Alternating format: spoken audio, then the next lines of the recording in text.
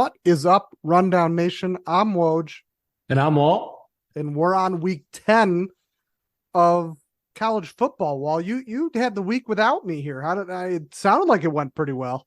Hey, the people tell me this was the best episode last week that is ever of the Okay. Wall and Oh, let's Woj not college get too football rundown. crazy. Let's not get too crazy. It was pretty good. He did good without the Woj here, but I don't know about the best. Come on, let's go, Wall. Hey, Woj, I'm happy to have you back. I'm glad you're back here on the Wall and Woj college football rundown.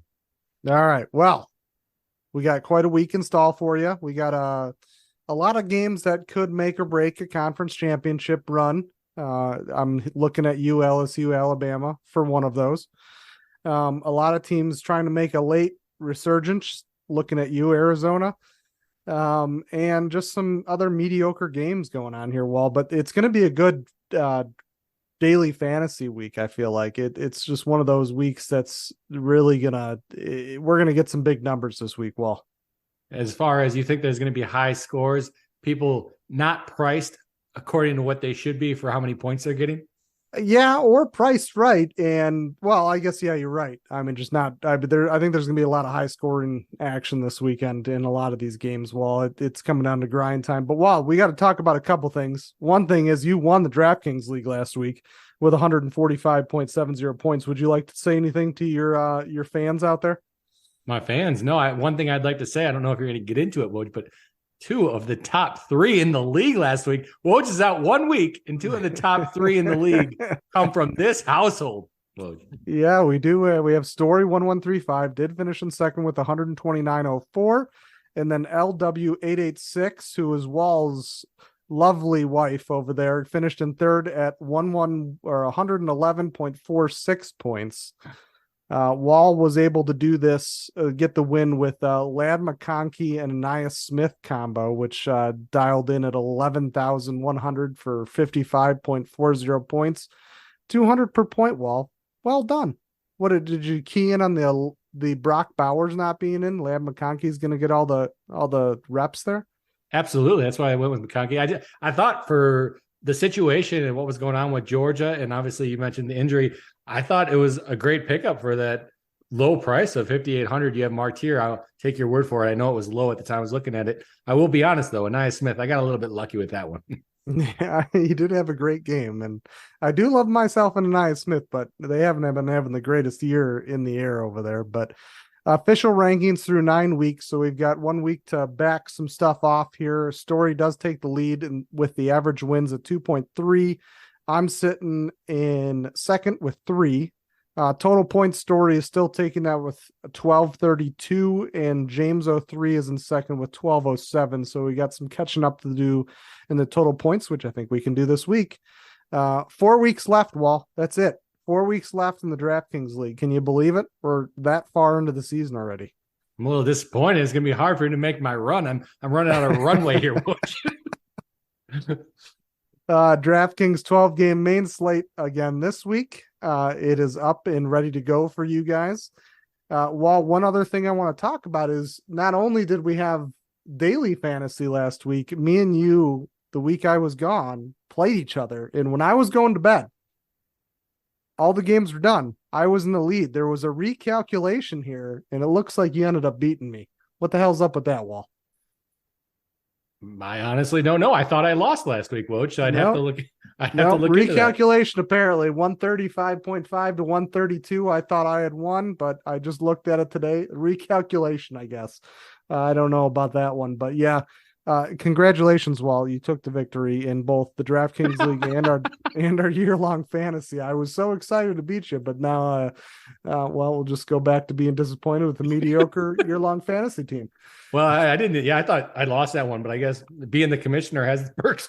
I guess. A couple of the games last week, boys and girls, we had Kansas takes down Oklahoma. That's a sour note for Wall, I'm sure, but that's 38-3. I watched that one. It was a shit show through and through all the way through that game, Wall. Yeah, screw Oklahoma. I'm done with them the rest of the year. Got lucky last week, Woj. Actually, I shouldn't say last week. The week before that, when you were on, we went heads up. I got lucky because I was going to take Oklahoma when we decided to go heads up instead. I did not, so I laid off betting on them. Bet on them last week. Obviously, they were my pick 'em. I always put my money where my mouth is. And you know what? I lost the money because Oklahoma played like crap. Kansas didn't even score a touchdown. I should say their quarterback didn't even throw a touchdown in the air. So I don't know. It was just a bad game for Oklahoma. I don't think they're as good of a team as I did a couple weeks back. We also had Arizona taking down another ranked team that's back-to-back weeks. They beat Oregon State 27-24. They beat Washington State the week before 44-6. And then the two games before that, they played ranked teams in USC, which they only lost by 2. In Washington, they only lost by 7. They have UCLA up next in the chopping block, who's also ranked. I feel bad for UCLA, Wall. Yeah, I mean, who would have expected this out of the Wildcats? We had Mr. Story down there scouting in the beginning of the season. He didn't say anything about how good this team is going to be, although it's still questionable whether they're good or, they're just getting that random luckiness every once and again against some teams. I guess random luckiness might be part of it, but they played now 4 ranked teams very tough, and they've won 2 of those. In Washington is one of the top teams, if not the top team in the Pac-12. They only lost by 7. So, UCLA, better watch out. Wildcats are coming to town. Georgia Tech beats North Carolina. Wall. That's probably another sour note for you. Loving that coach, but 46-42. It was a shootout over there. No defense, it looks like. And I wasn't betting on this game. Obviously, what you're referring to is Mr. Mac Brown, and I do love a Mac Brown coach football team going back to Texas when he was there some years back or decades back at this point, Woj. But the outcome of this game, yes, it does surprise me. I did not expect Georgia Tech to beat North Carolina, but it's the ACC. Especially North Carolina, they drop that random game or two every season, it seems like. And hey, this is that random game from this year. So we had Louisville goose egg Duke 23-0. Ouch, Duke. And that was a Duke team that had been putting up points. So big goose egg there. Notre Dame couldn't do that. USC squeaks by Cal 50-49. Cal went for a 2-point conversion at the end of the game there to win it. Did not convert. Do you agree with that call, Wall? I mean, go for it. You put the ball in your hands. You let your team make the decision, let your team control your outcome. So I guess I agree with it. But again, we talk about this, Woj, on this program all the time. When you have a football team like USC, you're a coin flip football team. You're just hoping to get the ball last so that you're the last one to score. And it's not even a team that I like to talk about much anymore, USC. We had James Madison, who has remained undefeated, 8-0, beat Old Dominion 30-27. Jordan McLeod is now over 2K yards. Yes, correct. And 18 TDs. He does have 6 picks, but that is a lot of yards for a team and a quarterback that shouldn't have that many, Wall. What are your thoughts on James Madison? We're going to talk about him a little bit later too, but what are your thoughts on James Madison? And ultimately, we had the playoff rankings come out, not being included in those. I mean, they can't play in a postseason game anyways, so I don't even know if they can actually include them in the rankings. That is the College Football Playoff Committee. Even if they could, I mean, there's next so many, year though. Next year they could play. Well, next year they can. But we're talking about this year. You're talking about this year's rankings, true, right? So true. I mean, there's just so many better teams than them that I don't know. Maybe we can get in if we have time. Maybe we'll get into it a little bit more. But I'll say I have no problem with them being left out. All right. That's enough for the last week's game as well. We've gone too far. But this week we have a slate of pretty decent games. We'll get to one that's pretty big in a minute. But Ohio State and Rutgers. Well, I know this isn't probably on your radar for being one of the greater games, but it's 11 a.m. on CBS.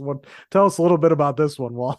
Rutgers football. I gotta love it. I mean, Ohio. I should say Rutgers has been playing decent football. Not the team that we can make fun of for the past however many years. They're playing some football, but unfortunately, they're coming across a buzzsaw in Ohio State this weekend. Plus 18.5. Rutgers, you're getting those 18.5 if you want to back them. Plus 750 on the money line for them. You want to take the Buckeyes? You got to lay 1,000 to make 100, Mr. Woj. I'm guessing you're not going to do that. We got an over/under of 42.5. So probably going to be tough to find some daily fantasy guys in this one, but you have it on the Woj and Wahl slate. So I'm guessing you were able to squeak through there and find something with those magnifying glasses of yours. Yeah, I mean, I'm looking back, I'm trying to go back as far as Ohio State hasn't scored over 50 points against Rutgers since I'm hoping 2018 is the Since last year. year. No, 2018 they scored 50 points. 2017 they scored 56 points. 2016 they scored 58 points. I'm sorry, Rutgers, you're not going to win this game. Yeah. They in 2022 they scored 49. Okay, I'm counting that as a 60. Last year they beat them. Uh, hold on. Last year 2022 would have been last year. 49-10. Yeah, 49-10 last year. Okay, so last year I guess is your year that they didn't score 50 points. But I'm looking at Trayvon Henderson. He came back last week. He's been injured.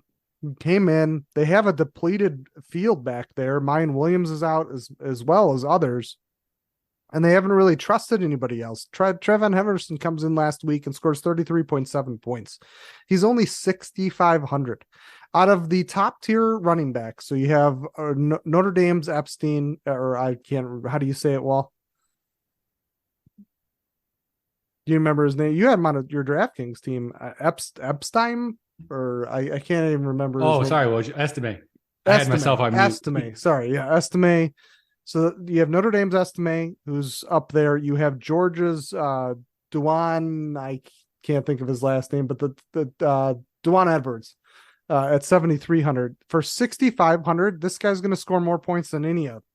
So this is the chalkest pick of the week right here, especially at 6,500. So if he's not in your roster, I'm sorry, you're probably not going to win. But that's all I want to talk about with this game. That was my public service announcement for the week. Well. Hey, well, I'm glad you found us someone this one. Give us a reason to watch it. We got to put him on our team. Although I am the reigning champion as of right now, so maybe I'm the one that should be giving the players in this way. Trayvon Henderson, he's somebody that worries me, Woj, because I mean, we've had a lot of games this year where he hasn't gotten the ball a lot. We've been splitting it up. I mean, injuries have been a factor too, don't get me wrong, but still, it worries me that he gets the action to produce those points for you. Yeah, again, I'm not worried, especially with how people are hurt and how depleted their field has been in the back. They're not really trusting anybody else. We've tried to trust the big man, number 19. What's his name? I can't think of names today. But the big man, I'm looking it up right now. Before we get off of this, I'm going to give it to you. You want me to hold your hand through this whole episode? You miss 1 week, Woj. You miss 1 week. I'm lost. I'm Are you talking about Trainum or Williams? Trainum? Yes, I'm talking about Trainum. They won't let the big man hold the pigskin too long. So if they don't trust him, then Trayvon Henderson's going to get a ton of carries here. He's going to get a ton of points. It's going to be a repeat of last week. 33, at least over 30 points for him for sure. This coming week against Rutgers. I'm sorry, Rutgers. I'm sorry. Hey, and one thing before we go on to our next game, you didn't talk about this the week before, but there were a whole shit ton of really not high scoring games the week before. You had a Nevada 6 versus San Diego State who scored 0. This was 2 weeks ago. Then San Diego State went on, beat Hawaii last week about 1 million points to hardly any. I think they goose-egged Hawaii. But there was just like some interesting games. There was a 10-7 Charlotte versus East Carolina. East Carolina got beat.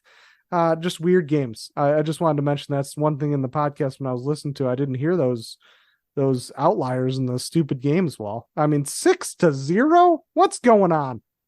I don't know. It sounds like the Hawkeyes playing. Well, insert team here. It doesn't really matter. It sounds like I don't know if that's a good offensive thing or a bad offensive thing or a good defensive thing. I can't speak to that game. So yeah. All right. Well, moving on. Sorry, I was just getting off track there. But number 9, Oklahoma Wall against Oklahoma State. Little rivalry here in state rivalry. 2:30 p.m. on ABC. It is, and this one doesn't usually get the rivalry like hype that other in-state rivalries do get, but still, you got to remember it is one. And if you want Oklahoma in this one, God bless your heart. Go ahead, put your money on them. You're not going to get my money to bet on these guys because I'm done with them. Which I told you, I'm done with the Sooners. But -6 for the Sooners, -225 on the money line. You want to bet Oklahoma State to get the upset, which maybe it should be a pick 'em as bad as Oklahoma's been playing. No, says the line makers here, +192 for Oklahoma State. We got an over-under of 60.5. Well, you got to be able to scrape together a couple players in this game with that 60.5 point total. Yeah, I mean, you tried last week by putting Mr. Stoops in there at wide receiver. It didn't work out for you as well as your other wide receivers. I just wanted, I just You're had to talking, drill that in there, Wall. I'm talking trash sorry. about the man who won it last week. Come on, keep bringing it. I'm ready. I take it. All right, but hey, listen, Oklahoma spreads the ball out. We know that it's tough to pinpoint a receiver there. Plus, Dylan Gabriel, who's their quarterback, likes to run it in. So your options here at the top two, as far as price, is Jordan Travis from Florida State or Dylan Gabriel. Jordan Travis is 9,000. Dylan Gabriel's 8,900. So there's possibilities of getting these to picking one of these two guys and filling a team pretty easily. They're not priced over 10K, which becomes really hard. But again, that's why I think this week's going to be one of those weeks where there's a lot of high scoring. I'm going to take Dylan Gabriel for sure. Oklahoma State gives up a ton of yards in the air, 239 in the air per game. They give up 7.9 yards per attempt, which is awful. Just in all of college football. Not needless to say, it's the highest in the slate, as well as the highest in the slate in passing touchdowns at 2.1 per game. So a really good game for Dylan Gabriel here. It could be a 40-point game, which then puts you at 226 points per dollar, which even when we're talking about these high priced guys like 8,900, 9,000, most of the time they don't get back to good value, but I could see this getting back to pretty decent value here, Wall. So I like Dylan Gabriel. If you're going to chalk it up to one of those top tier quarterbacks that you got to put in your roster over Jordan Travis, Wall. Oh, he's got 2,300 yards, over 2,300 yards passing on the season. We haven't talked about that golden ratio that I like to talk about here on the rundown. That is touchdowns to interceptions. Mr. Gabriel is at a 19-4 ratio, 19 touchdowns, 4 interceptions. You're not going to lose a lot of points with this guy from those interceptions because he just doesn't throw them very often for as many. You got to put it in perspective. He's throwing the ball a lot of times and he only has 4 interceptions on the season. I mean, 2,300 yards, that's a lot. I don't mind that pick at all, Woj. One thing I want to say about Oklahoma State, though, if you do want to take them on the money line, I don't mind that bet. This Mike Gundy is just, he always has this team in the mix. They're like the Iowa of the Big 12, you know, they're just like Kirk Ferentz just always has the Hawkeyes in the mix. They're never, you know, that top team, but they're always in the mix. Gundy kind of been doing that the past 5-6 years, at least with Oklahoma State. He's been there longer than that, but they've been so consistent. I don't know. I kind of like this Oklahoma State team. I like fading that Oklahoma Sooners football team. Yeah, especially after that Kansas game. But Kansas has always been the kryptonite of Oklahoma. I don't know why, but they have been. And it is what it is. Another game I do want to talk about, Wall, before we get out of here. James Madison at Georgia State, 2:30 p.m. on ESPN2. What are your thoughts on the good old James Madison? Well, we already talked about him a little bit. We did. We talked about him a little bit. Maybe we'll talk about it a little bit more. We got some time, Woj. We're going to be able to dissect these football playoff rankings. I'm kind of happy about that. But my thoughts are go with the people who make the lines on this one. They know it. -5.5 for JMU. If you want Georgia State plus 185, best line looks like over there on Bet Rivers. I'm on sportsbettingintel.com. I'm looking at this week in college football. I actually had to click on the Sun Belt. We're not often over there in the Sun Belt for the college football rundown, but I had to click on that to find this game under 54.5, Woj. I mean, Georgia State's a good football team. Year in and year out, they get that one upset. I guess maybe James Madison can be that for them this year, but I'm going to assume you're going the other way on this one. I love James Madison. I love Reggie Brown, the wide receiver from James Madison. He's only priced at 5,000. This guy's been scoring points. He's in his stride right now. Georgia State pass D is second worst in the slate, behind James Madison, I might add. They give up the same as we talked about with Oklahoma State, 7.9 yards per attempt, which again is awful. Giving up 31.3 points per game against wide receivers as far as fantasy goes. At 5,000, this is a home run, and you need to invest in Reggie Brown from James Madison. Wall. Hey, I love it. I would go with the Panthers here. Well, Georgia State. I better clarify for those that don't know, Georgia State Panthers. I'd go with the Panthers here, Woj, but you're dissuading me from that. So I'll stay away from this game altogether. I will cheer on your players, Mr. Brown in particular, in this one, Woj. All right. One more game, Wall. I want you to give me the lines tell me who your pick is, and I'll tell you who my pick is. We got number 14 LSU at number 8 Alabama, 6:45 p.m. on CBS. This is a big game because I guess should say this is a bigger game for LSU, but really it's a bigger game for both. LSU has lost one in the conference, but if they lose to Alabama, they're out for sure. If Alabama loses the LSU, there's a chance Alabama will again not go to the SEC championship game against Georgia Wall.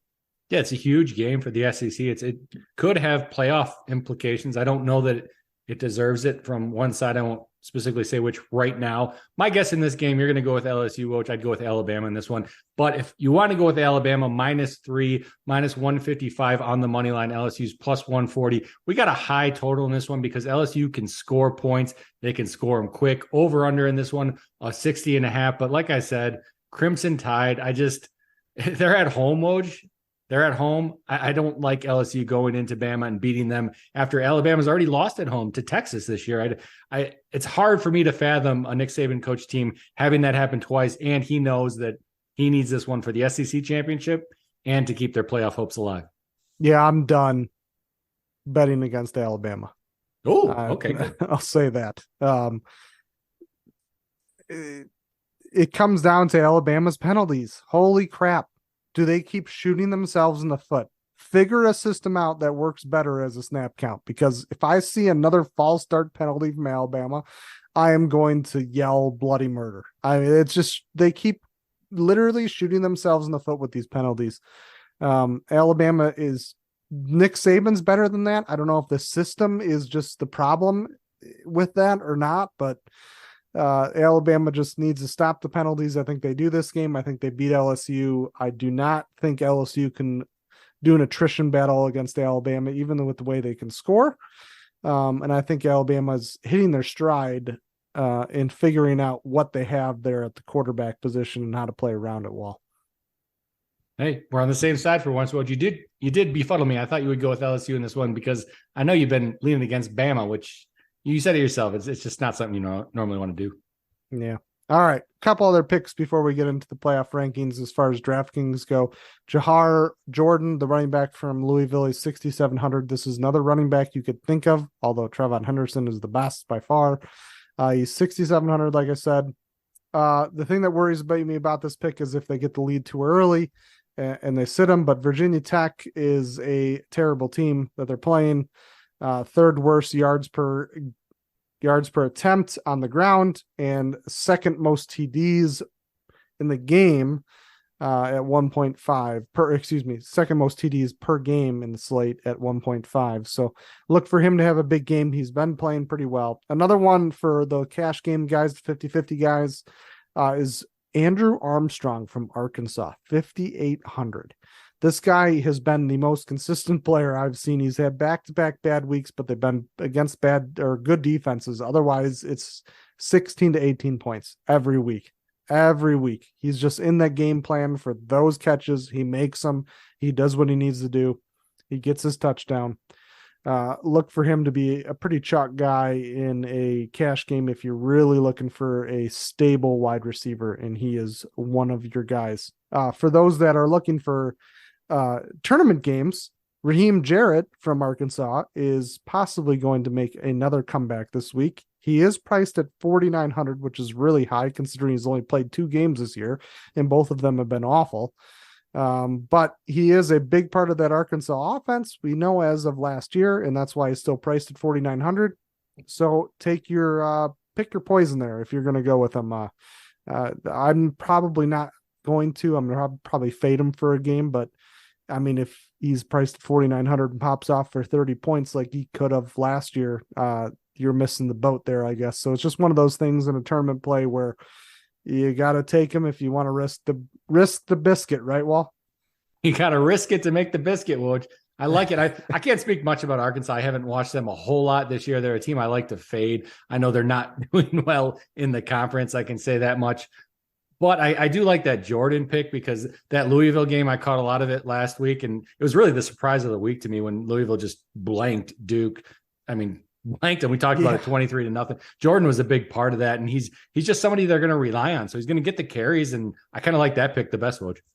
All right. Okay, Wall.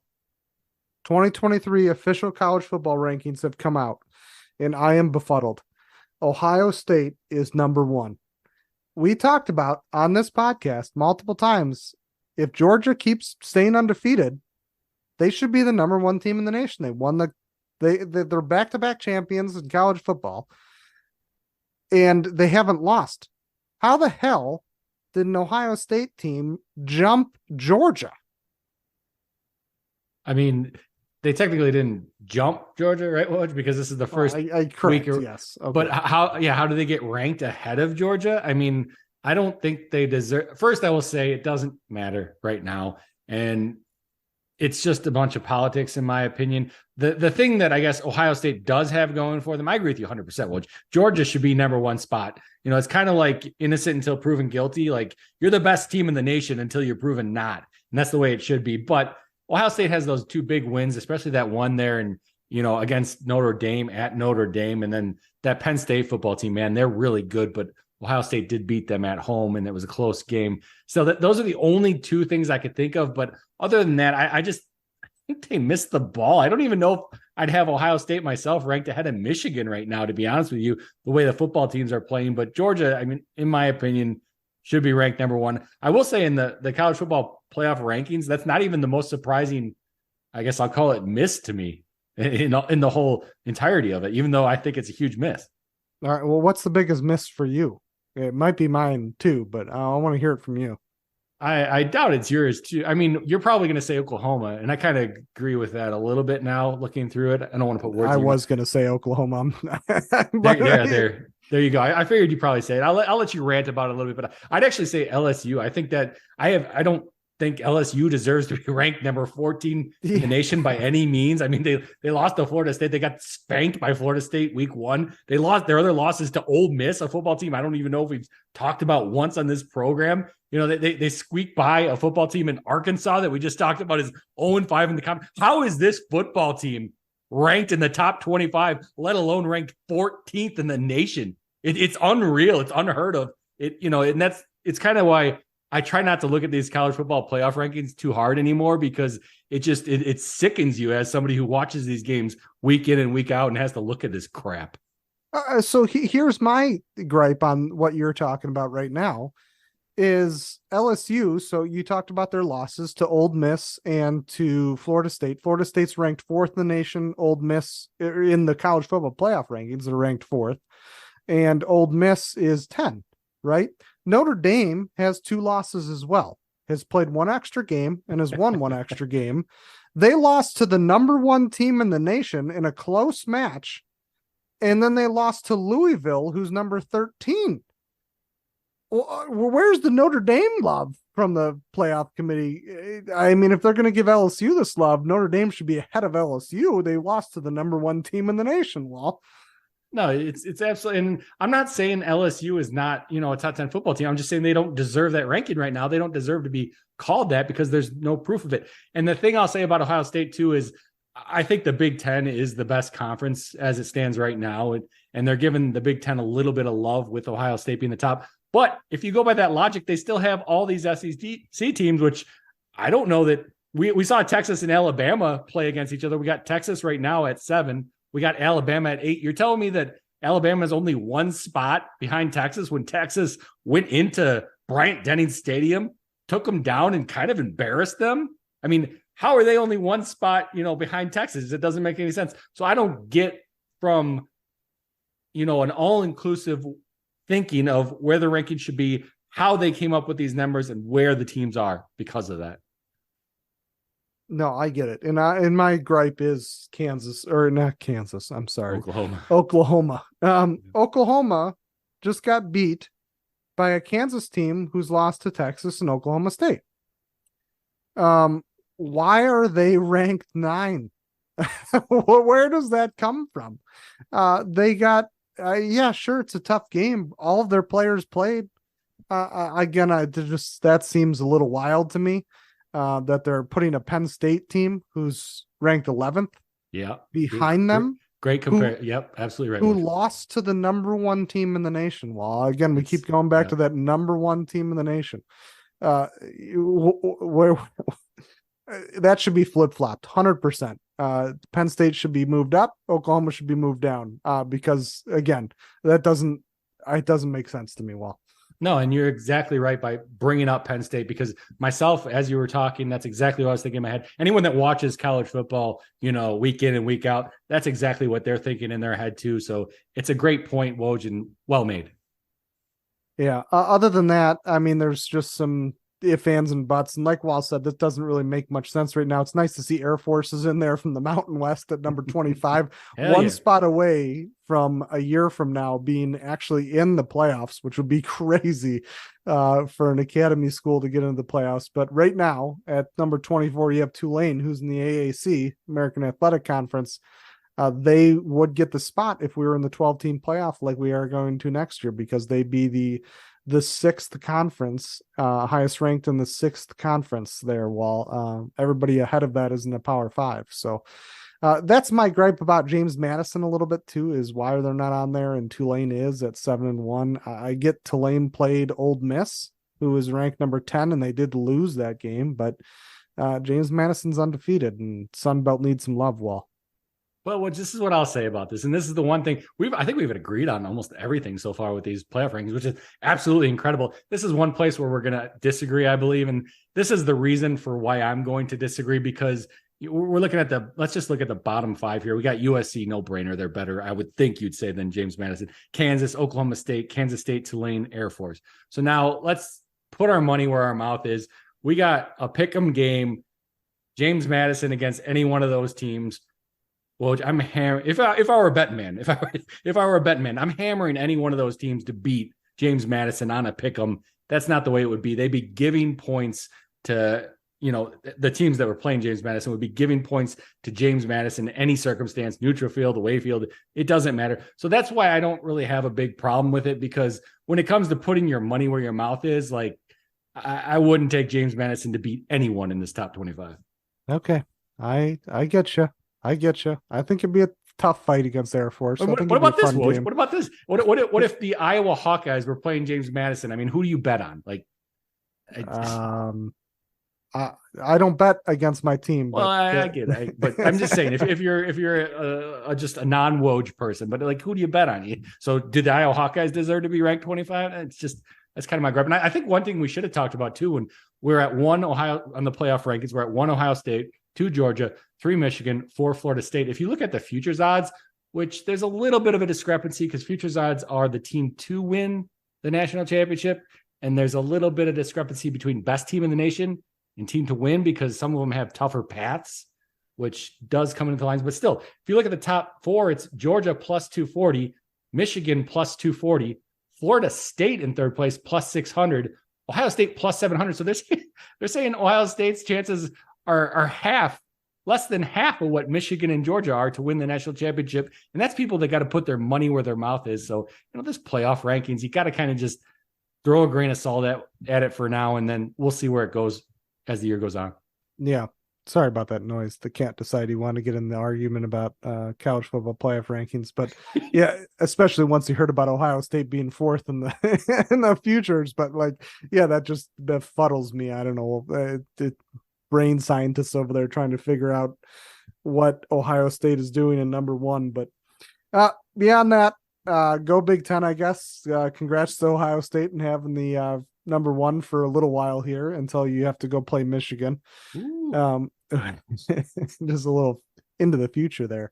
While last week you had Oklahoma minus 9.5. I'm sorry, that is a definite loss, as they lost to Kansas. I had the Ducks minus 6.5. They destroyed, which I figured they would. So that's a win for my end. Wall, would you like me to go first this week, or you go first?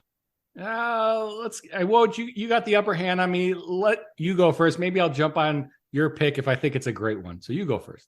Oh, you're just going to jump in? I got to go with the hot hand. I don't know if I agree with that. I got to go with the hot hand. I mean, you blame me? All right, I'm going back to the roots, Wall. I'm taking James Madison, I think for the third time this year, at minus 5.5 at minus 110 on Bet Rivers. They're playing Georgia State. Georgia State has one player on their team that can score points. And I get James Madison's secondary is not good. But one thing that is good with them is their run defense. They're allowing 48.9 yards per game, 1.6 yards per attempt on the ground. Well, Georgia State's number one player is Marcus Carroll, who's their running back, who is an amazing running back. Don't get me wrong.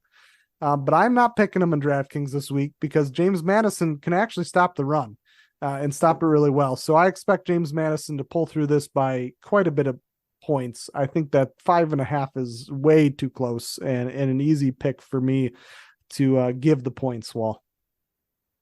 I mean, which I've been putting a little bit of scratch on your bets and it's been paying off, but this is a hard one for me to take. I mean, maybe I'll hedge it with Georgia State on the money line at that plus 185 and just, take my little bit of win either way. Either way, it could middle on me, but I don't know. I'm definitely not going to follow you with my pick 'em on that one, Woj. I wish you the best. I'm glad you're looking at the best line over there on Bet Rivers, minus 110 for this one, getting that minus 5.5.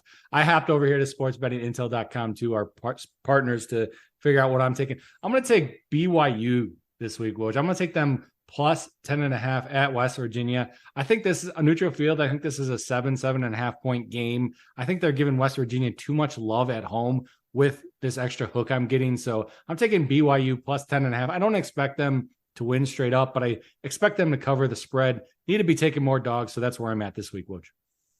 All right. Taking the dog. I love it. I haven't taken the dog hardly at all this season. So keep going favorites. Woohoo. Cheer team. One other person I'm going to jump on your bandwagon though is Ladd McConkey. We didn't talk about him in DraftKings. He's only 5,800 for a wide receiver that got 28.5 points last week versus Florida. They're playing a big game versus Mizzou this week.